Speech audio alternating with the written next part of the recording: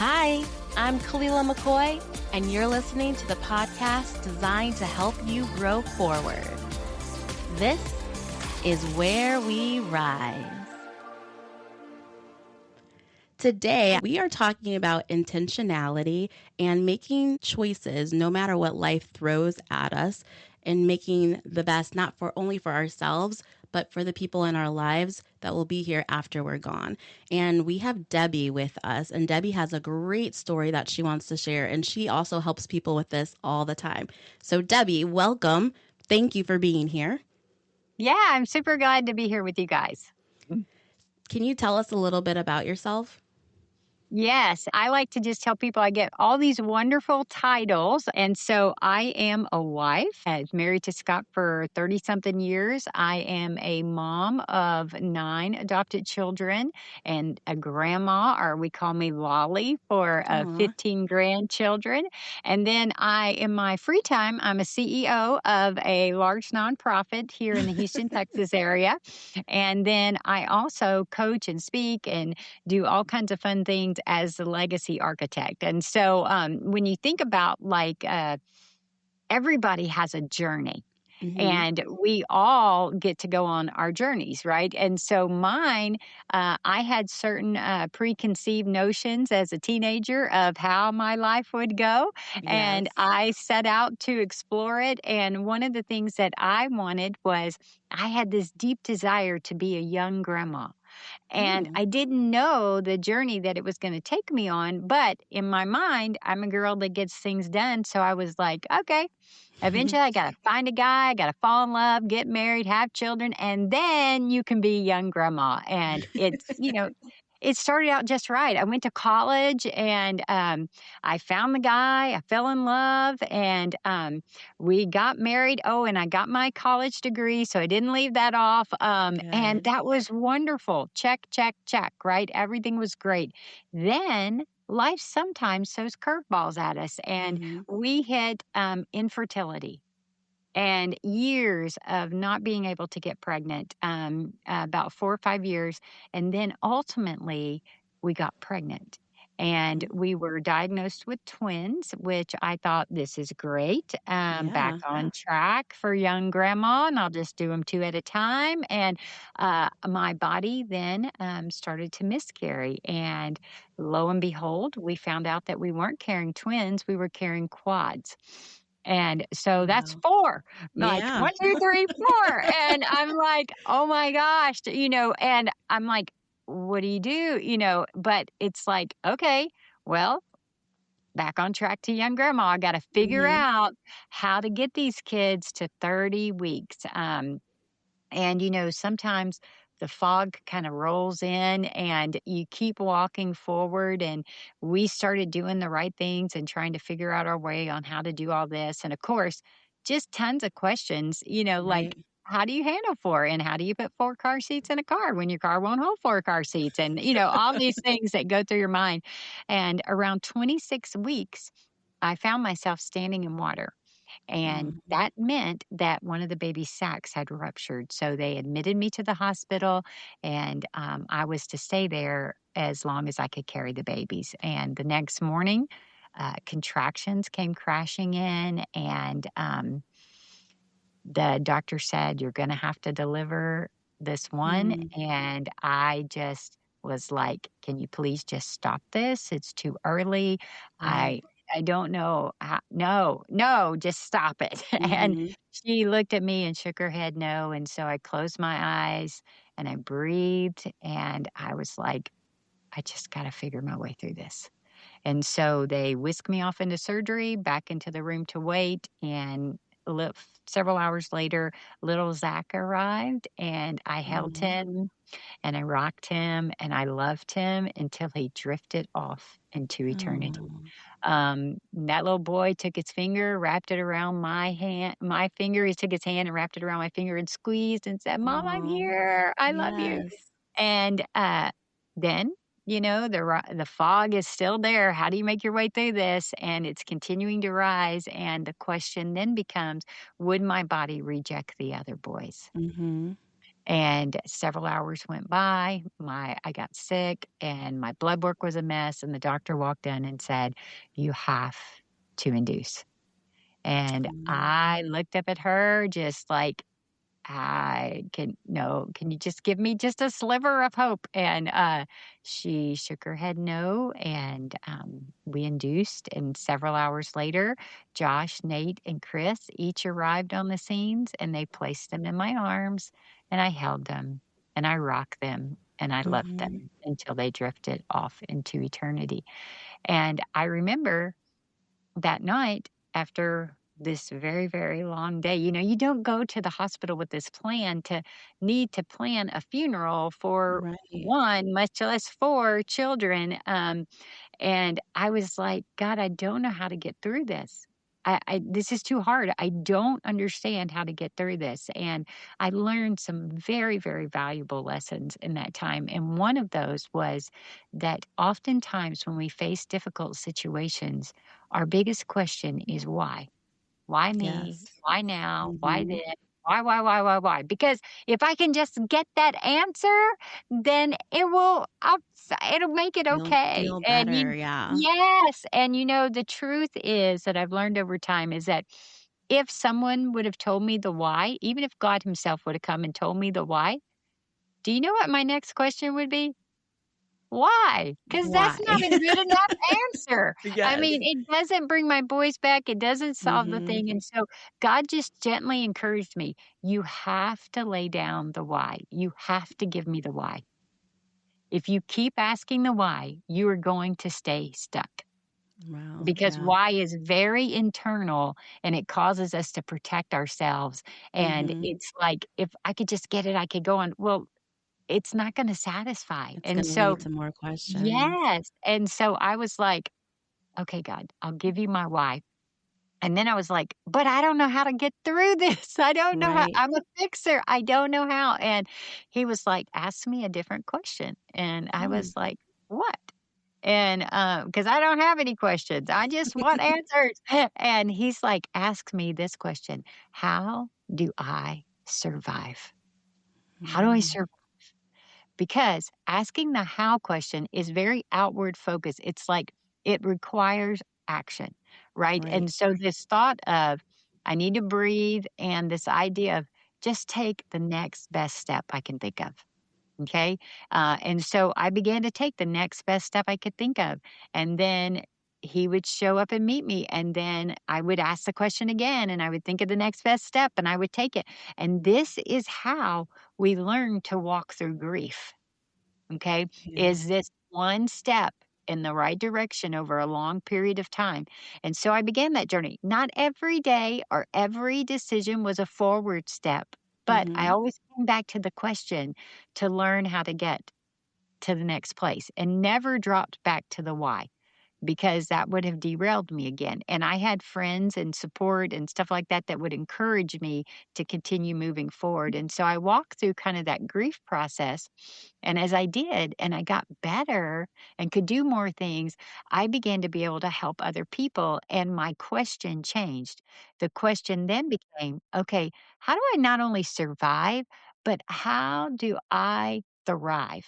Because I didn't wanna be a person that was still stuck in my emotions, and, I wanted desperately to still live. I wanted to make impact, I wanted to smile, I wanted to laugh, I wanted to have joy, and I'm going, "Oh my gosh, I was in my 20s," and I'm 30 plus years older now. It would be bad to be stuck, right? And I'm like, Right. "No, I want to live, and so God, how do I survive this?" And when I said, "You say that you're a redeemer of stories, so I want to give you my story. You show me how to make something of it, how you want to use it." And that began to give me all kinds of opportunities to work with people, to lead grief groups, to go to seminary, to work in full time ministry, to start a nonprofit. And ultimately, it led us to adopting our 9 children. And then these grandkids, and now speaking and writing the book, and all of that comes out Wow. of that very difficult place, and learning how to ask those questions, and that laying down the why, how do I survive and how do I thrive? I use these questions all the time. In my Yeah. CEO job, in my parent job, in my grandparent job, in my, friend job, these are the questions that you always have to learn how to utilize to be able to continue moving forward. And I like to say, uh, with the boys in the hospital, legacy became very important, being intentional, eternity mattered, and so I have just been one that was just like, I gotta figure out how to be intentional now, make the impact now because life is short so that I can live my legacy now and I can leave a legacy later. Because 'cause we're all gonna leave a legacy. It's Right. just a matter of whether we will craft it or not, and, Yes. I think it's pretty cool that I'll be in heaven. Anchor Point, the ministry, will still be here impacting people, and I'll be going, Mhm. "Oh, that's so cool. I got to be a part of that." And I'm like, "Yeah," Yeah. So that is my journey, and it's, a roller coaster of lots of highs and lots of lows, Yes. but it speaks to God's faithfulness, and it speaks to how he will use us if we will live a life of humility and surrender and let him lead us through the fog, and oftentimes that fog, Mhm. is actually our path, Yeah. and, we don't always like to embrace that, but, I've seen that over and over and over again. You speak a lot about your faith in God and trusting Him and talking to Him. Was this faith, did you already have it when you were going through what you were going through, or was it afterwards? Yeah, so I would say I became a follower of Jesus Christ when I was young, okay? Okay. But when the rubber hits the road and challenges come, this is the place where we see what our faith is made of and Mhm. see the character of the person that we have become. Those things you seem to grow a lot when you hit hard things, right? Yes. And so I would say this was one of the first losing the boys was one of the first times in my life where I really couldn't control everything. Like, Mhm. I couldn't figure out how to fix it, and so it forced me, in a wonderful, miserable way to learn Right. that I could really trust him. And so I would say it was forged in that time, Okay. from that perspective. And how old were you at that time? That's a great question. I was like 27, 28, 27. somewhere Okay. around there. Mhm, How mhm. long did it take for you to stop asking the why? I know you said that you kind of talked with God and you felt Mhm. his presence telling you to change the question he was asking you. Did that happen, while you were in the hospital? Did it take a couple months to get to that point? Did someone kind of give you that thought of, talk to God about this differently? I was so well, first of all, when you go through a very, very difficult situation, what I find is absolutely amazing is the peace that surrounds that situation. It's almost like time stands still. Okay. Okay. And it's a very difficult thing to walk through, but it's like surreal. Okay. Hmm. And life just slowed down. And I will tell you, I've never felt closer to him than through that process. Okay. So that is going on. And I just remember that very night, I'm going, I do not know how to do this. Hmm. I literally don't even know what to do next. And the only thing I could figure out to do was to put a stake in the ground and go, I'm going to trust you Yeah. and teach me what I need to know. Because I could look, you could look into all kinds of different ways to get through it. And I'm processing all those in my mind that night. And I'm like, I just don't know how people figure their way if they're not Right. trusting him. And I was like, that's the only thing I know to do. And so I just put a stake in the ground and Hmm. said, "This is the way we're going." And I Right. don't know how it's gonna work out, but I don't know any other thing to do. And because this is so past me and my ability to control it. Hmm. And it was if I literally took you through all of the hours and the days that came after that, it is just amazing how much you could see God's hand in the whole process. So I would never wish this type of loss on anyone, Right. but I would tell you it's a sacred space for me to have walked through. And what I think we forget is that um, eternity is forever. And we Yeah. live in a society where we're going, oh, next year is, a long way. And it's just going to be a blink of the eye before Mhm. I'm reunited with them. And so I go, okay, I can get the eternity picture. And so if that's the case, then you've left me here, then there must be work for me to do and impact Yes. to make. And so how can I do that? So I just didn't have I couldn't think of any other thing to trust because I had to Yes. trust something. And I knew I wasn't the answer because I was totally like, what the heck am I doing? I don't know what I'm doing. But I was like, okay, you've been faithful. Your word says you were faithful then, and you'll be Be faithful faithful now, and now. you'll be Yes. faithful in the future. And so Mhm. I'm gonna put my money on that. And Yeah. that's how I ended up. So really, it was interesting. And I think what helped me is that when you're diagnosed with quads at week Mhm. 13, and every day is a step of faith to get to the next day, and you realize that it's a miracle to carry this many kids day after day after day, Right. I'm already processing a lot of things that maybe someone who went to the hospital and lost a baby, um, would be more in shock with. I was already realizing, "Oh my gosh, how fortunate we were to make it to the next day."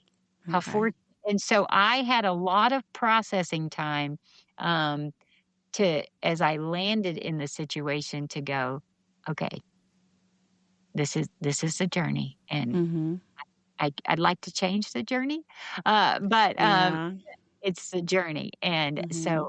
so I think I was able to land a lot of things in the hospital that night because I had had a lot of processing time, so, from that perspective. Was your husband on the same wavelength as you? Were you guys able to talk it out and go through it together? Was it harder for him?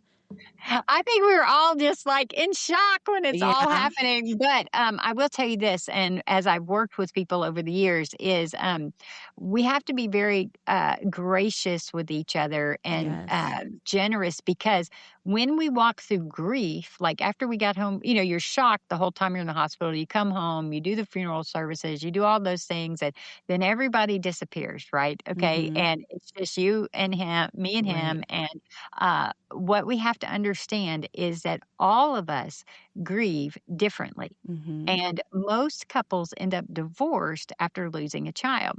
And Right. it's not because they're no longer compatible.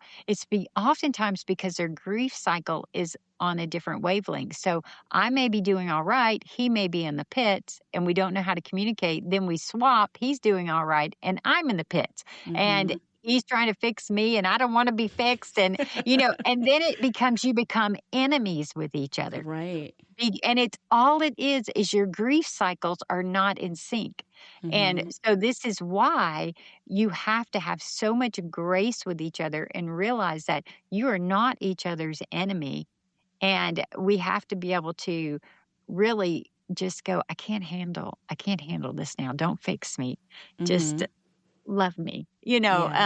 and helping him understand. And then, your first year, sometimes I would say even your first year for sure is full of new experiences because life Okay. will never be the same. So Right. once we lost the boys, what was the next thing we faced? Mother's Day. Well, that was a joy. Right. I'm sitting in Yeah. a church service and they say, everyone who just had a baby stand up. And I'm like, do I stand up? Do I not Right. stand up? Yeah. What do I do? I don't have babies here to hold. And I was like, I just looked at my husband. I was like, dude, I can't handle this service. I'm going in the lobby. Mhm. Like, you can stay in here with your family. I got to go. And, Right. and they were very gracious with me and just let me out because I was like, I can't handle it. Mhm. And then you have Father's Day, and then you have their day that they should have arrived. And then and your body knows all of this, right?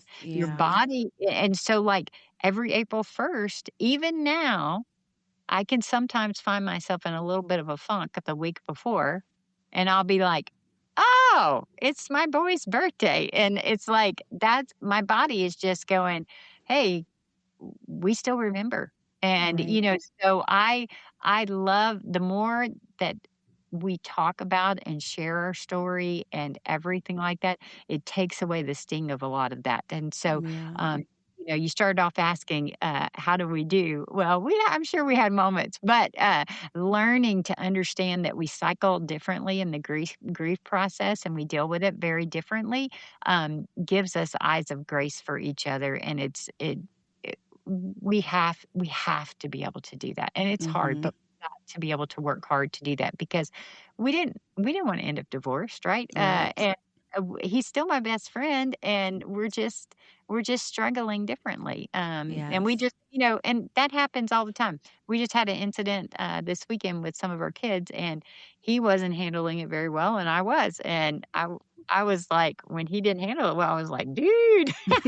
So I had to, like, go, oh, okay, I need to have grace because his processing is different than It's mine. different. This is with anyone, right? And with Mhm. those that you love the most, you let down your guard the most with, and so you Right. have a see to sometimes lose it. So it's very important for us not to see each other as enemies in this process. So, Yeah. Everything you're sharing is so wise and knowledgeable. Is this oh, hindsight, or like when you were going through it, did you know all this stuff already, or was it just something looking back you realized, okay, these were the choices that I made, mostly leaning on my faith, or did you have the knowledge of how to get through grief?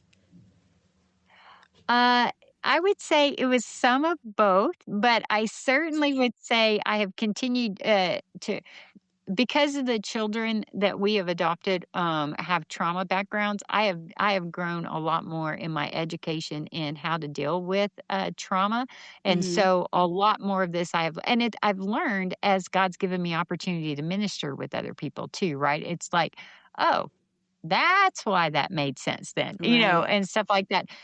Like I will tell you, like, one thing, we didn't really know what we were doing, but we knew what we were doing, okay? So, like, when we came home from the hospital, um, I knew to keep mementos and markers and things like that, because these were my boys. Even if nobody else got to really experience them, it's still a significant part of me, right? And so we had nurses in the hospital that took pictures for us.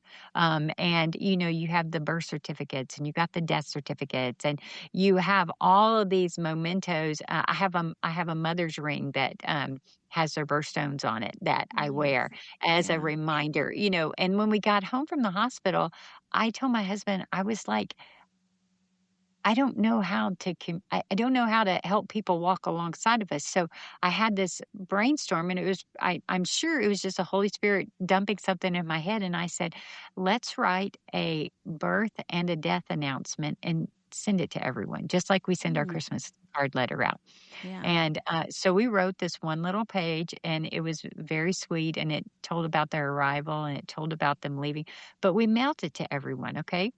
And what that helped us do was figure out how to walk through our grief without Mhm. everybody like calling and going, "Hey, how's the pregnancy going?" Right. And then I'm going, "Well, let me drop the bomb on you," because they want to be supportive, but they don't know how to be supportive, Right. right? And so we did that. We didn't know what we were doing. I just knew that it would make it easier for people and it would help us figure our way. So I think I had one call that was surprised. Okay. Okay. And then when we did a memorial service here in Texas, and then we buried the boys in Mississippi. When we did the memorial service that morning, I woke up and I told my husband, I said, I think I'm supposed to talk. And he's like, you're kidding me. And I'm like, I don't know. I just can't get rid of this feeling that I'm supposed to say something. And he's Okay. like, okay. So when we were talking to the pastor, I said, I think I'm supposed to say something. And he goes, okay. He goes, when I finish my part, I'll look at you.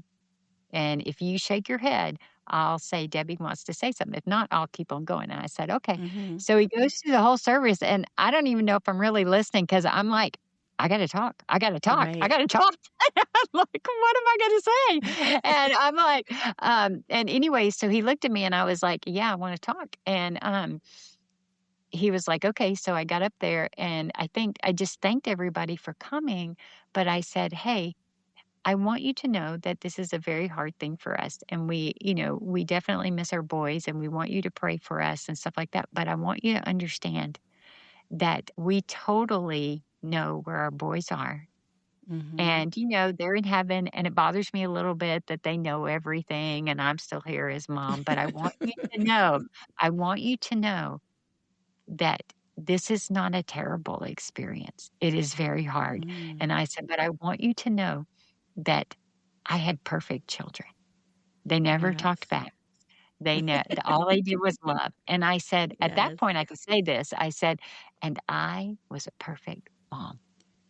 I Yeah. loved Aw. them and all this stuff. And I said, so, you know, grieve with us, but don't have pity on us because God Mhm. has been in every moment of this. Okay. And then we finished the service. Everybody came up to hug me, at the end or whatever. Yes. They're all losing it. And I'm like, you're going to be okay. Now you're It's comforting them. okay. Yeah. I'm like, "You're okay, you're okay. It's gonna be alright," but they were so moved by that, but I'm going, Yeah. "That's the Holy Spirit in me. That is not me." So, Mhm. this idea of, okay, I can trust him to walk me through this and show me how to get through this, in a way that can be honoring to him, honoring to our loss, and help people walk through this because we all go through hard things. Right. And so I would say I knew some things. I learned a lot as I went through it, and I've Mhm. continued to learn as I've had the opportunity to work with people over the years. Yes.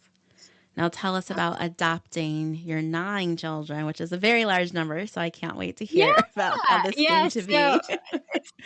about we did attempt to get pregnant again, a little bit Mhm. after we lost the boys, but it was just too much for me.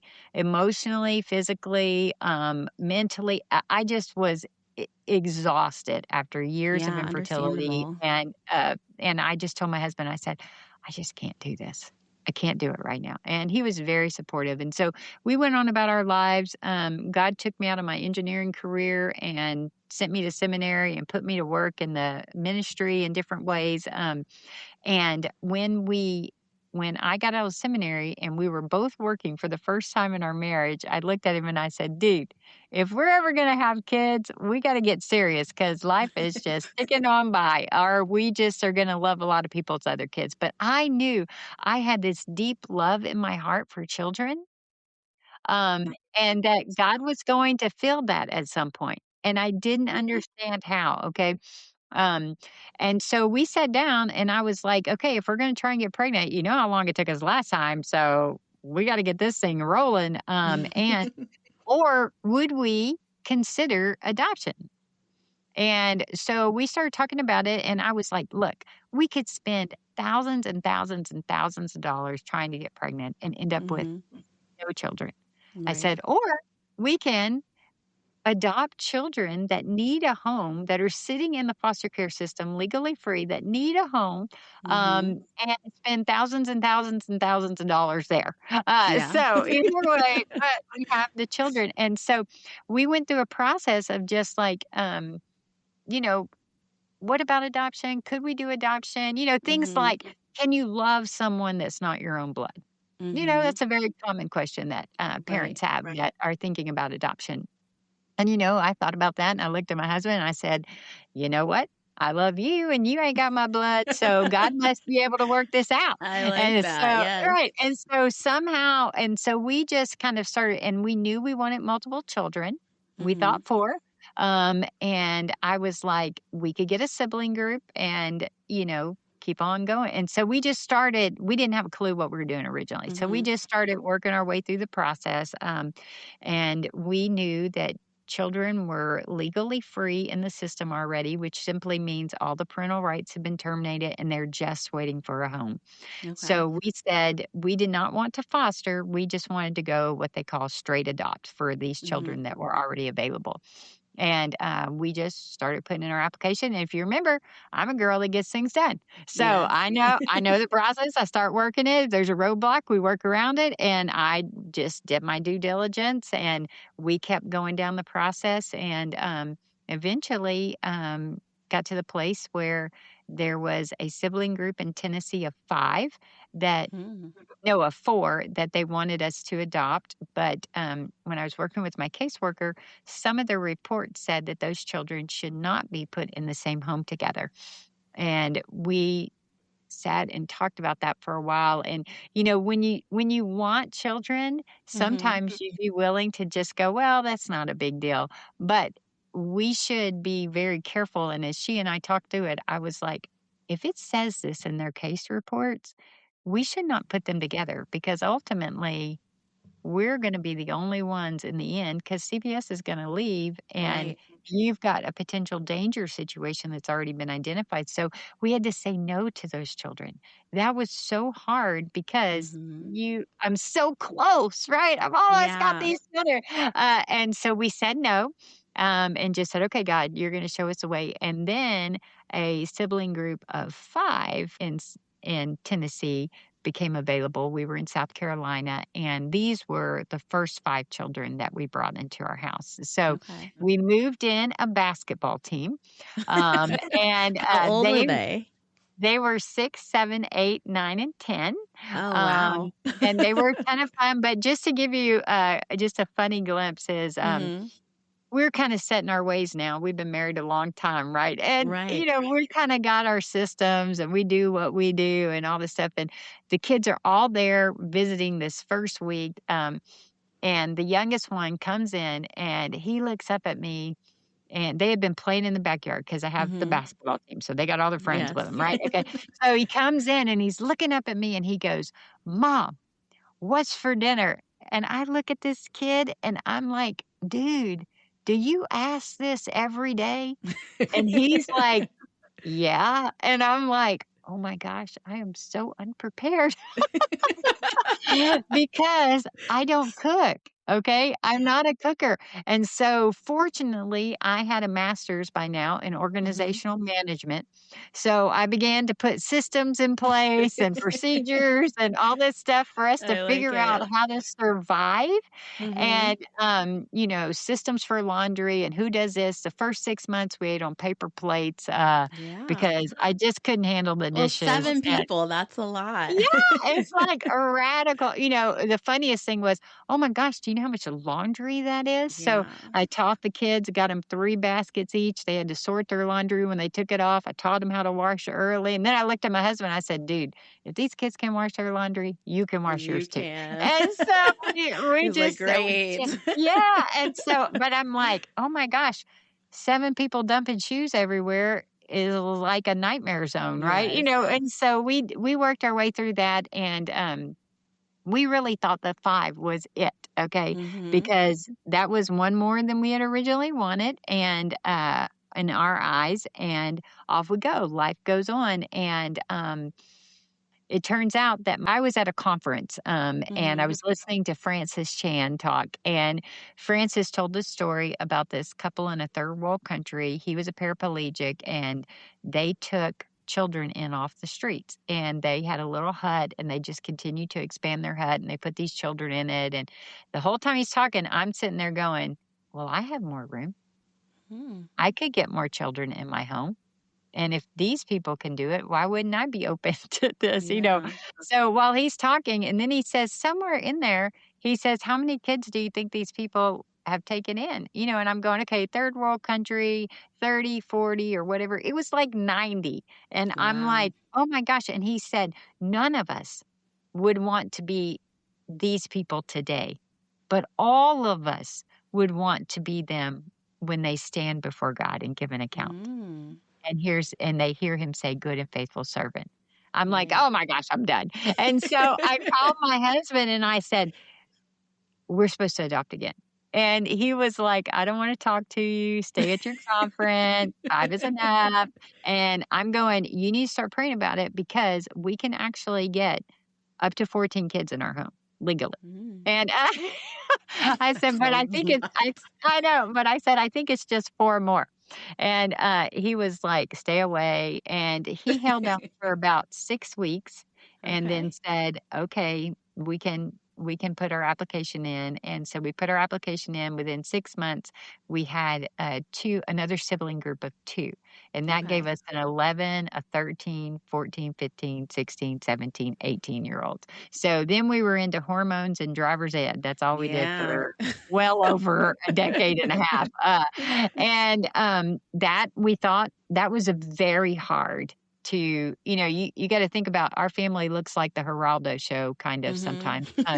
But if you have already a blended family, now you got another blended family. We all have trauma in our background. Right. We all have issues. It can be very messy. It's very Mhm. redemptive, but it's very messy and very hard. And it was harder than we thought, but we worked our way through it.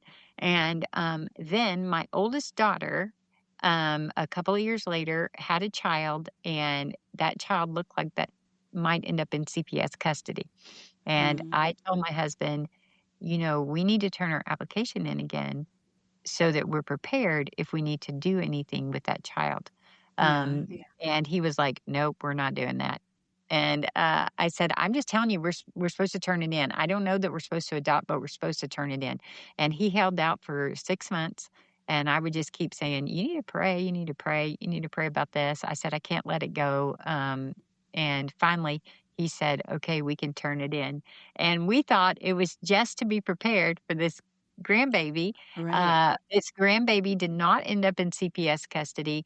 Um, we did end up with another sibling group of two, and we were introduced to some of the work of Dr. Karen Purvis out of TCU with trauma informed care for children. That was just eye opening to me, and it was Okay. so helpful for us as a family, but also for our ministry. And so now we run therapeutic camps in the summer for families that have adopted, that have children that Neat. are struggling and stuff like that. So God used it in a myriad of ways. And this is the funny part, when we were about to turn 50, and several of my kids were out of the house, and Mhm. we were getting some extra space.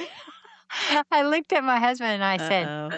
"Should we adopt again? Because, we have this home and we have room and we're not dead yet and we're not broke. Mhm. Should we be willing to do this?" And my husband had matured by then, and he said, "I need you to pray about it." And I was like, "Okay, I'll pray about it." And he was like, "You need to pray and ask God whether we should bring additional children in our home, or whether we should continue to and expand our ability to invest in people to bring children into their homes so that you have a bigger impact." And I was like, "Okay, Oh. I'll pray about that." So I was praying about it. And in the middle of this 30, 45 days of praying, some of my children totally lost it. And I had to deal with them Mhm. when I was supposed to be going to a CEO meeting. And I had to, like, not do my CEO job and deal with my Yeah. children, which I will always do.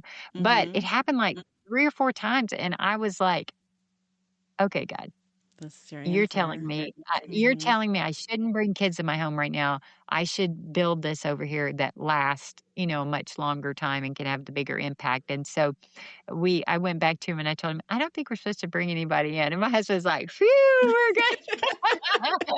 God And, answered his prayers as well. right. And not that we won't bring other people in or not open to it, but, Mhm. we seem to land with grandchildren here more often than not that we're dealing with, which Yeah. is a wonderful thing to face. But, so far, we haven't added anybody else. We'll check back with you in a couple of years and see. Yeah, yeah. Mhm. That's awesome. That's a really cool story. I like how it seems like you're just always open. I know like you said, Mhm. you have a strong faith and you're just open. God, what do you want me to do? Where should I move next? And like you said, you just kind of make it work after you feel like you've gotten that confirmation and you and your husband Yeah. work together through it. How were the Yes. kids? Like, I know you said they had a lot of trauma that they were coming into and then building in, like adding two more here and there. Did they get along pretty well with each other? Well, we had the standard things like, "You ain't my sibling," and I'm like, Mm, "Yes, they are," yeah. and I'm like, "We're gonna love each other. We might not like each other." And did I have fights and did I have quarrels and was there territorial stuff? Yes, but you Mhm. just you just have to fight for family, and Right. so you have to do that anyway in a biological home, but Correct, yeah. this is even, harder. And we have to understand that they're all bringing their stuff and we got their stuff Mhm. to work on. But my house is going to be a safe place. We're Right. going to figure this out. And so we worked through all that. It's interesting. They all pretty much are all still, the oldest is he is 33 this year, and the Okay. youngest is 21. And they all still kind of stay in touch with each other and even across sibling groups. It's very Okay. interesting. Yeah. And so they are all learning and growing, and some are doing better than others. But Mhm. oftentimes kids with a trauma background, when you move into adulthood, can get into very risky situations that we've Right. had to through over the years. But God's still writing a good story with them. Yes. And I would say the harder time, it was hard when they were in the home, but the harder time is this adult phase until we really hit bottom and love ourselves the way Jesus loves us and is willing to walk that out. Right. It's really hard. And so God just taught me early on. I don't think I'm any great giant. All I know is that I can trust God, Mhm. and I can't if I spend my time looking back, I will pick up regret Yeah, and that's true. shame and all this stuff, and I can't do anything about that, okay? Mhm.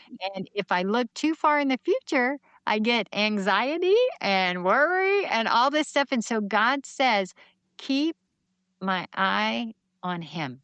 Stay in the Yes. present, trust him." And so literally, I've just gotten really good at going, "Okay, dad, you got this because I ain't got a clue what I'm doing. And so Right. you show me how, you need to give me a download because I got to figure my way and I don't know what I'm doing." And he's just been what I would say is he's been so faithful over the years. That process of asking, how do I survive? And taking the next best step. When I do that, he shows up. Okay. Mhm. I do it again, he shows up. This is how your faith muscle is built. And faith is a muscle. And Yes. so it has to be worked. And so I had a staff member that's been with me about a year, and she goes, "You seem to hold so lightly to things." And I'm going, "I just figured out I can't control anything." Yeah, you can't And so, control it, why worry? yeah. And so if I clamps down on it, then that means I am depending on me more than I'm Mhm. depending on him, right? And so he says, "You and I can have love, joy, peace, patience, kindness, goodness, faithfulness, gentleness, self control." And I'm going, "I don't have peace, patience, joy." Oh my God.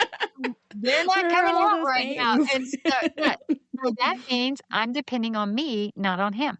Mhm. And so and I would tell you that God gives you children so that you and I, or puts us in situations so that you and I can learn to reflect Him more. Children Mhm. are wonderful locators of woundedness in me that needs to be Yes. dealt with. So when they lose it and then I erupt, that just means there is something in me that's getting lit up. And Mhm. God gave me 9 children because I must have had a lot to work on because I'm like, ding, off I go. I'm like, "Okay, God, Yeah. I need healing there." And so I've just tried to be very proactive at working when I'm losing it and going, "Okay, God, I wanna reflect you well. And so if there's something in me, help me figure out how to get healing there so that I can be fully present for these kids." Because if I'm not fully present for them, Mhm. then how in the world can I help them walk through their stuff? Right. Because we can't take people where we've never been willing to go. And True. so I just done a lot of work with 9 children. I'm like, "Okay, check that one, check that one, check that one." So that has been the teacher.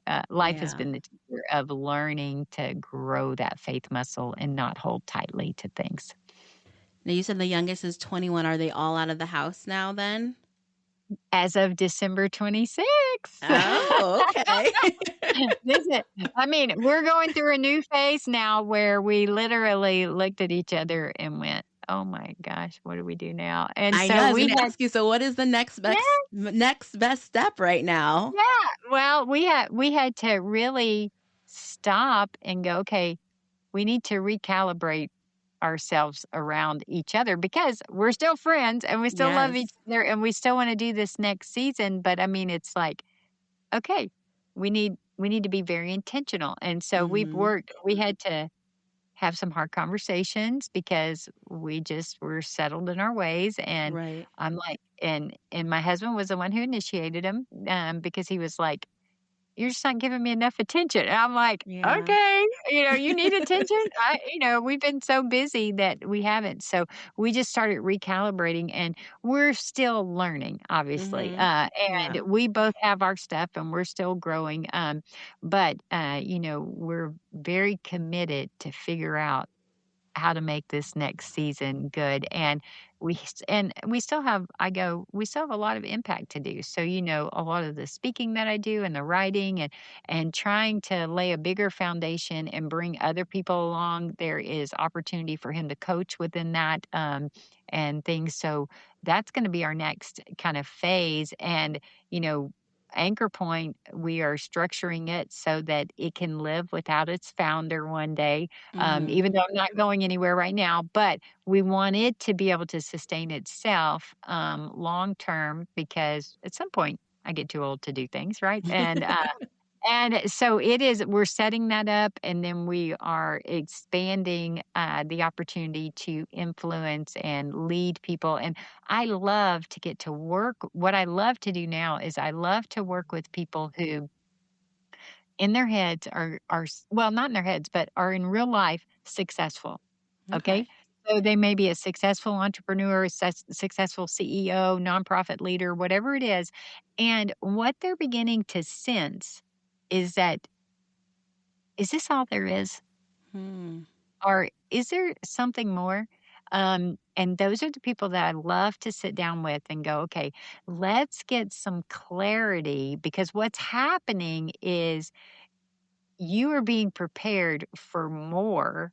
And Hmm. so what you're doing is wonderful. And you may not have to change what you're doing, but you're getting this opportunity to have this bigger influence. And that's Okay. why inside you've got this friction.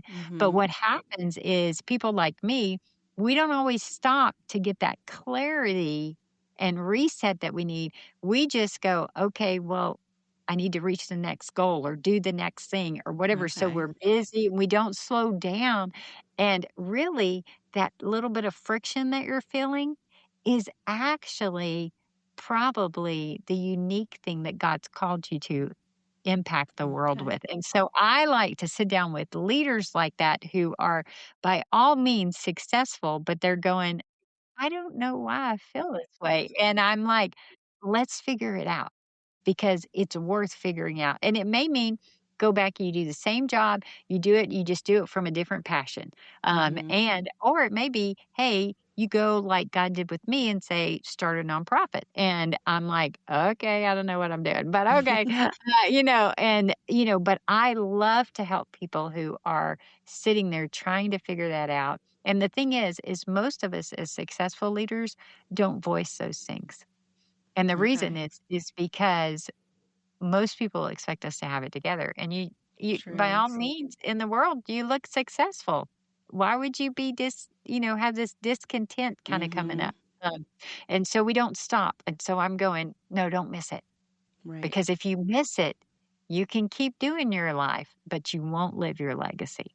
Yeah. So that's what we get to do now, and I think my husband's gonna play a bigger role in that as we continue to go, Nice. and because he is just a great man of God and has a lot of wisdom that can coach from that perspective. So Now, Is that separate from Anchor Point? Yeah, so that's under my Debbie Simmons brand, and the coaching that we do there, and the speaking and things like that. So, yeah, so, I do both of these things at the same time, and Oh, the wow. wonderful thing is, as I speak and do things, it also brings awareness for Anchor Point, so it brings new people to come alongside of us in making an impact in the lives of families, so we're very blessed that it Yeah. does that. So, mhm. So tell us more about what Anchor Point offers.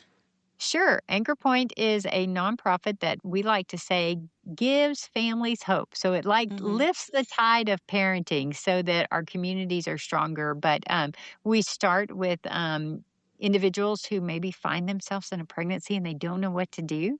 I Mhm. don't know about you, but most of us didn't get a handbook for our kids.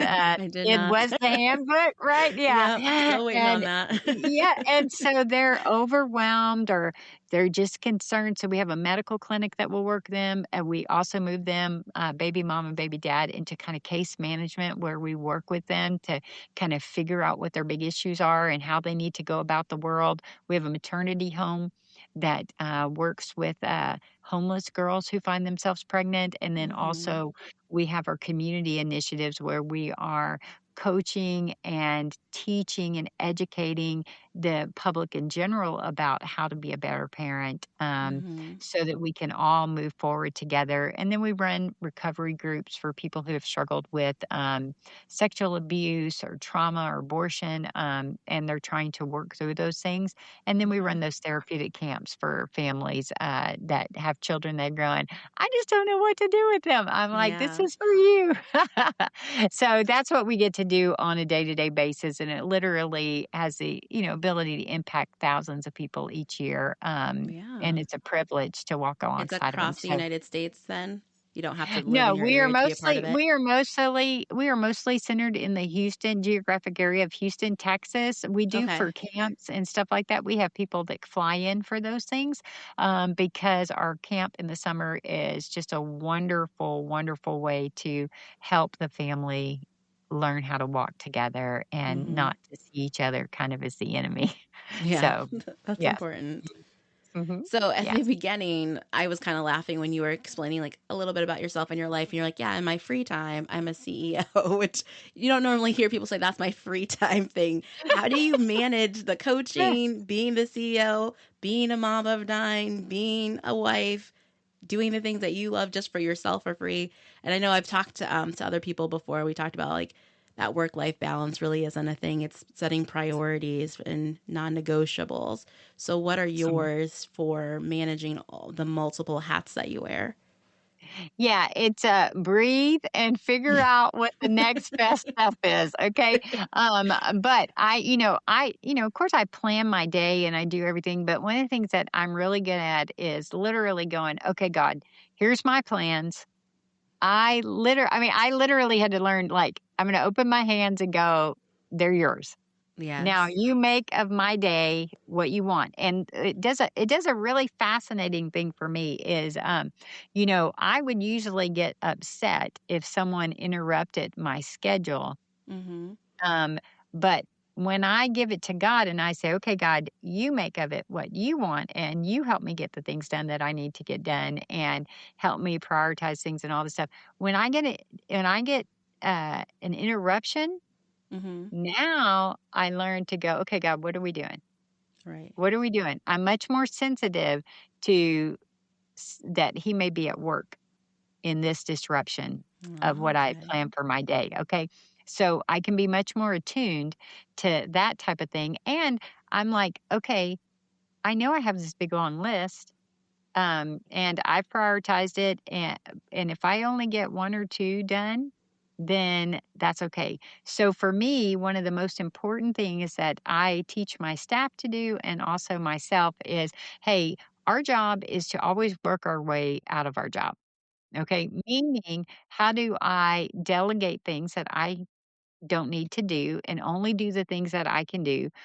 Or how do I, empower volunteers, whatever there, because there's always more to do. There's more impact we could make. There's more people that we could serve. There's more money I could go raise, whatever it is. But like, for instance, as CEO, if I'm signing the timesheets, and reviewing all those, that's taking my time. I don't need to be doing that. Someone else can do that, right? So, am I ruthless in looking at my schedule and going, "These are things that other people can be empowered to do." Okay. And being like, and, you gotta go through the whole thing of, "Well, can they really do it as well as me?" Or, Yeah, to the that's tough. quality that I like. And you know what? In that process, God unearths some issues with me that Mhm. I need to True. lay down, right? And that he That needs back to to that heal in me. control. Yes, and Mhm. or, this over mothering or over response. I don't want it to be too hard for them. No, they need to be able to do the timesheets, Yeah, they have which to grow that's as a very well. easy one, but I was still reviewing those, and I'm like going, "Why am I doing this?" And, it keeps me from doing the other important things that only I can do. So if we look at only I can do, then Mhm. everything else we need to make a plan for. And, that will get us out of a rut a lot of time and prioritize your schedule for what's really important. And then you go, okay, as a mom, same type of thing. What do I need to be doing? What do I not need to be doing? Right. Grandkids need to do. What do I not need to do? When, how to, for me, the biggest lesson that I've learned over the last 5 years is elevating the need to take care of myself. Okay. Because I give, give, give, give, give. I ended up about 5 years ago closing a truck door on my leg, and it dug a big hole in my leg, Oh.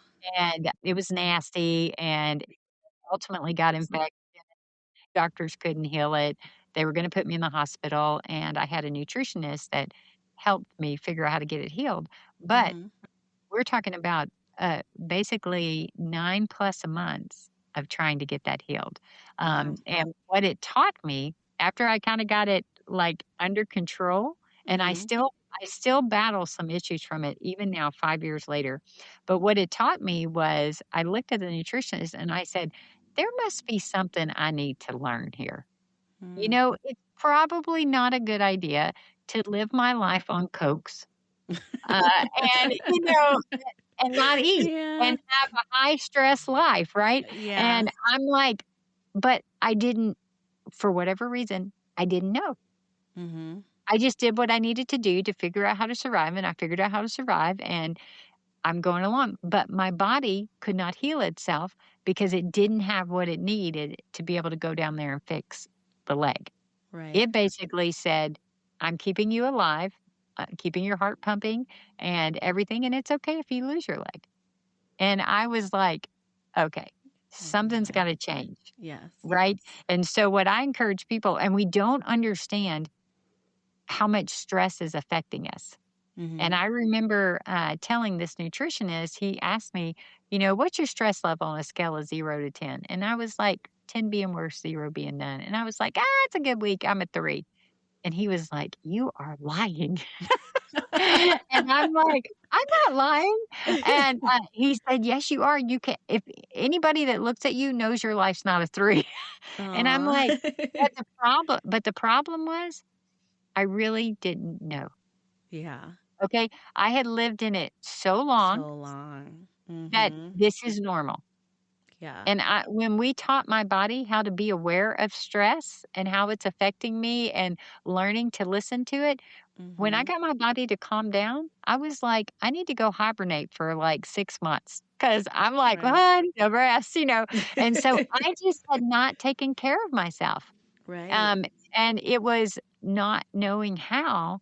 And so for the last 4 years, I've been on a journey to try and understand, like, nutritionally what I need to do for my body, physically what I need to do for my body. I've been very good spiritually and Mhm. mentally, but still, when stress comes, because it's going to come on the outside, but I also have internal stress. Mhm. How do I figure out how to work my way through that? So God's really taught me, and this nutritionist has taught me. And because I'm going, that wound could have killed me, Right. probably should have killed me. And I would miss out on being young grandma, and I would miss out on impact that I want to be able to make. And so I think, the sooner that we can become wise to how much that affects us, then we can make key changes. And they're not always hard changes, but we can make key changes that will radically help us get our bodies in the best shape to be the temple of the Holy Spirit. Yes. And, when I'm like, oh my gosh, my temple is in bad shape and I got to get this. So, so for me, it's been trying to get those things in line so that I have the capacity to be able to do the things I'm called to do and Mhm. the additional things that God may allow on my plate. I'm wise to get things off of my plate that shouldn't be there and empower people and encourage them and do more governance at Anchor Mhm. Point day-to-day ministry, and then expand over here and do the things that he wants me to do over here and be the mom and the grandma and all that stuff, but it requires quite a juggling act and then Yes. learning how to prioritize, like you said. What are the absolute it's really weird. Spend time in the morning doing a quiet time, and you spend more time than you probably should, but it somehow works out right when you do that. Yeah. If I It would've sets cut your it whole day short, up it for wouldn't have worked success. out right, right? Yeah. And I'm like, "Okay, are you sure, God? I really feel like I should be doing some other things." And he's like, "No, you need to fix this in you first." I'm like, "Okay."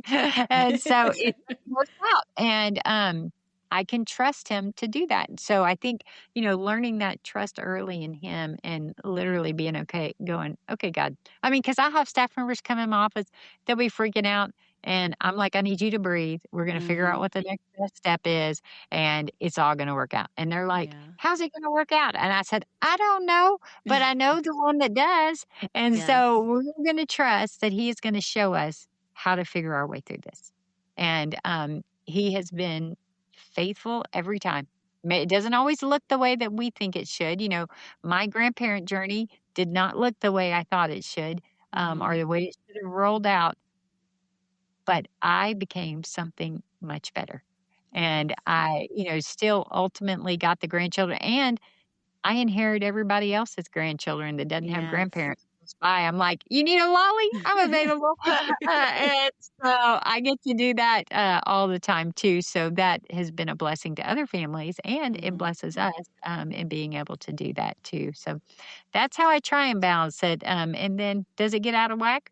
Yeah, sure. Yeah, here and there, But, I'm sure, yeah. you need to make adjustments, right? And who do Mhm. I have speaking into my life that will go, you're really kind of over the edge there. You need to think through this." And so, who are my safe people that will bravely tell me how to figure my way to the next level, right? Mhm. From that perspective. So tell us real quick one of your favorite things about being young grandma. I love to play, and I love when the kids just love being with you, and they keep you young because they don't have. This is the way God's designed it. They don't have a care in the world. Yes.